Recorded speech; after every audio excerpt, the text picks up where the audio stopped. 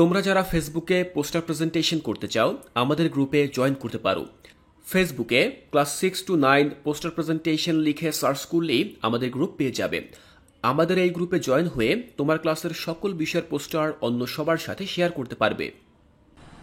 আসসালামু আলাইকুম শিক্ষার্থীরা, ইতিহাস ও সামাজিক বিজ্ঞান ৬ষ্ঠ অধ্যায় থেকে আজকে আলোচনা করব ৮৮ নম্বর পৃষ্ঠা নিয়ে। ৮৮ নম্বর পৃষ্ঠায় তোমরা অনুশীলনী কাজ ২ পাবে। এই কাজটি কিভাবে সম্পন্ন করবে তা আমি এখন তোমাদেরকে বুঝিয়ে দেব। দেখো, এখানে একটি ছক রয়েছে। এই ছকে জানতে চাওয়া হয়েছে আমার বিদ্যালয়ে চর্চা করা হয় সমাজে প্রচলিত এমন রীতিনীতি ও মূল্যবোধ। তো শিক্ষার্থীরা, আমরা যে আমাদের স্কুলে যাই সেই স্কুলে কিন্তু অনেক রীতিনীতি এবং মূল্যবোধ চর্চা করা হয় যা আমাদের সমাজেও প্রচলিত রয়েছে। তো এমনই কিছু মূল্যবোধ এবং রীতিনীতির কথা আমরা এই খালি ঘরে উল্লেখ করব।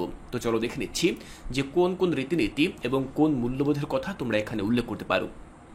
শিক্ষার্থীরা খেয়াল করো, আমরা ঠিক এভাবে উল্লেখ করতে পারি কিছু উল্লেখযোগ্য রীতিনীতি ও মূল্যবোধ যা বিদ্যালয়ে চর্চা করা হয়।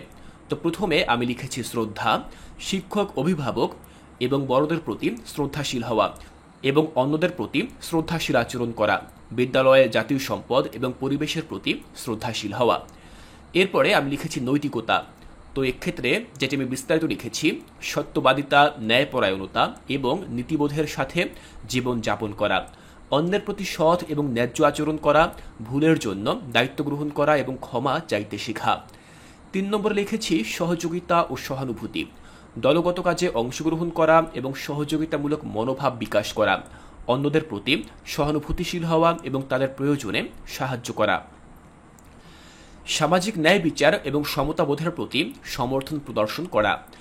এরপরে দেখো ৪ নম্বরে আমি লিখেছি শৃঙ্খলা ও দায়িত্বশীলতা, যেখানে আমি লিখেছি নিয়মকানুন মেনে চলা এবং সময় মতো কাজ সম্পন্ন করা, নিজের দায়িত্ব পালন করা এবং নিজের কাজের জন্য জবাবদিহি করা, শিক্ষাগত কার্যক্রমে মনোযোগ দেওয়া এবং ভালো ফলাফল অর্জনের জন্য চেষ্টা করা।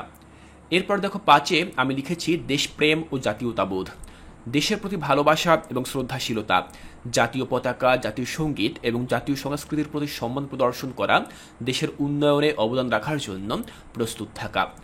তাহলে তোমরা দেখলে এখানে আমি ৫টি রীতিনীতি এবং মূল্যবোধের কথা উল্লেখ করেছি যেগুলো আমাদের বিদ্যালয়ে চর্চা করা হয় এবং আমাদের সমাজেও এই রীতিনীতি এবং মূল্যবোধগুলো প্রচলিত রয়েছে। তাহলে শিক্ষার্থীরা, আমি আশা করছি এখান থেকে তোমাদের বুঝতে আর কোনো অসুবিধা নেই। এর পরবর্তী ক্লাসে আমি তোমাদের ইতিহাস ও সামাজিক বিজ্ঞান অন্য কোনো প্রশ্ন নিয়ে আলোচনা করব এবং সেগুলোর সমাধান তোমরা কিভাবে করবে তাও আমি তোমাদেরকে বুঝিয়ে দেব।